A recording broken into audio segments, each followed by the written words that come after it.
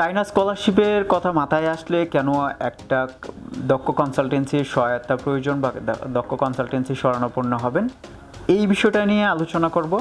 আমি নয়ন আহমেদ, হযরত শাহজালাল আন্তর্জাতিক বিমানবন্দর টার্মিনাল 3 এক্সপেনশনের একজন ইঞ্জিনিয়ার। চায়নাতে উচ্চশিক্ষা নিয়ে যারা ভাবতেছেন এবং চায়নার ভালো স্কলারশিপ নিয়ে যারা পড়তে যেতে চাচ্ছেন, তাদের জন্য কেন একজন ভালো বা দক্ষ একজন কনসালটেন্স প্রয়োজন বা তাদের পরামর্শ প্রয়োজন, এই বিষয়টা নিয়ে আজকে আলোচনা করব এই ভিডিওর মাধ্যমে। আপনি যখনই চায়নাতে উচ্চশিক্ষার জন্য সিদ্ধান্ত নেবেন, তখনই প্রথম যেটা আসবে সেটা হচ্ছে স্কলারশিপ।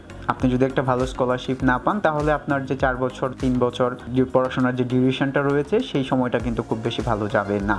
কারণ আমরা যত ভালো স্কলারশিপ পাবো, আমাদের ফ্যামিলি থেকে আমাদেরকে তত ভালোভাবে সাপোর্ট দিতে পারবে এবং আমার পড়াশোনার জন্য তত ভালো হবে। আমরা যেটা জানি যে চায়নাতে বিভিন্ন রকমের স্কলারশিপ রয়েছে, ফুল ফ্রি স্কলারশিপ রয়েছে, পার্শিয়াল স্কলারশিপ রয়েছে। তো যারা ফুল ফ্রি স্কলারশিপ পায় এটার একটা কন্ডিশন, যারা পার্শিয়াল স্কলারশিপ পায় এটার একটা কন্ডিশন।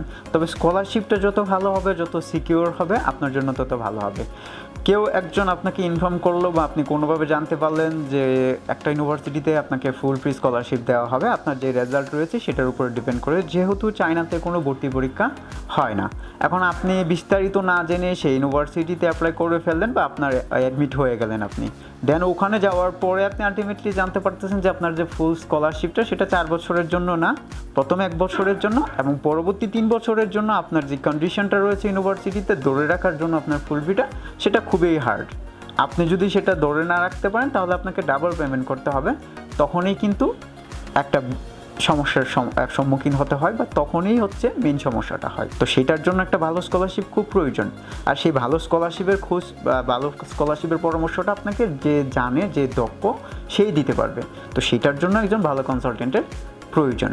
এরপরে আসি, আরও অনেক বিষয় রয়েছে, ইন্টারনাল বিষয়, নট অনলি স্কলারশিপ। শুধুমাত্র স্কলারশিপের জন্য না, ইউনিভার্সিটির আরও কিছু রুলস রয়েছে। যেমন কিছু কিছু ইউনিভার্সিটিতে রয়েছে যেটা হচ্ছে যে আপনাকে সেকেন্ড ইয়ার থেকে আলটিমেটলি পেমেন্ট করতে হবে, এটার কোনো বিকল্প নেই।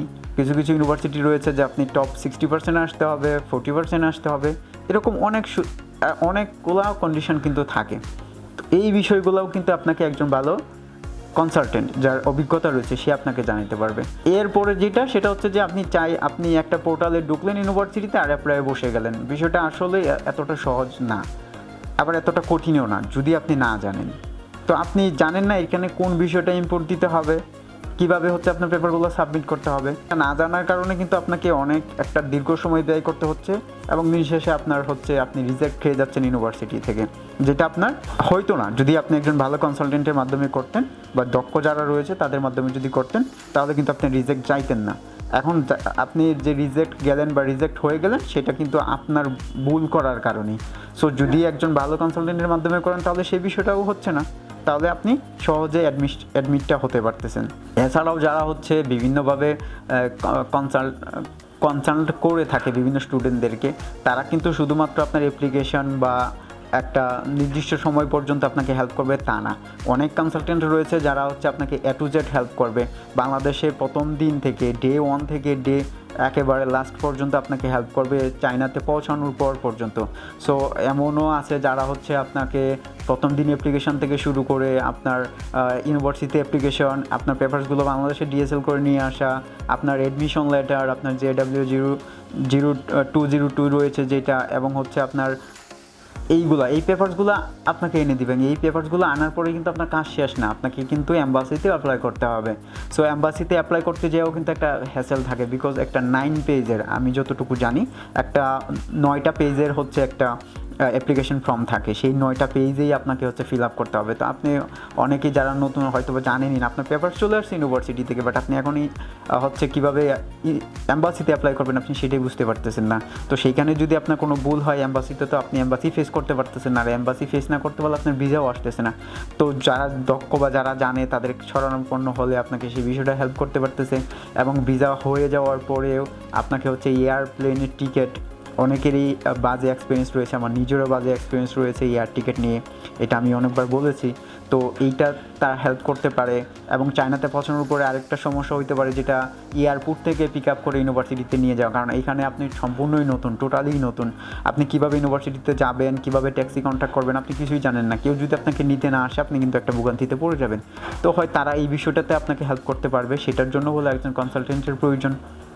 তো এই বিষয়গুলো এবং চায়নাতে পৌঁছানোর উপরে কীভাবে হচ্ছে আপনি ইন্টারন্যাশনাল অ্যাফেয়ার্সে যাবেন এবং সেখানে আপনার রেজিস্ট্রেশন কীভাবে ফিল আপ হবে, দেন হচ্ছে আপনার কীভাবে আরও অনেক কিছু রয়েছে নিত্য প্রয়োজনীয় জিনিস। আমি যদি বলি সিম card, bank card, metro card, bank card, অনেক কিছুই রয়েছে যেগুলোতে আপনাকে হেল্প করতে পারবে।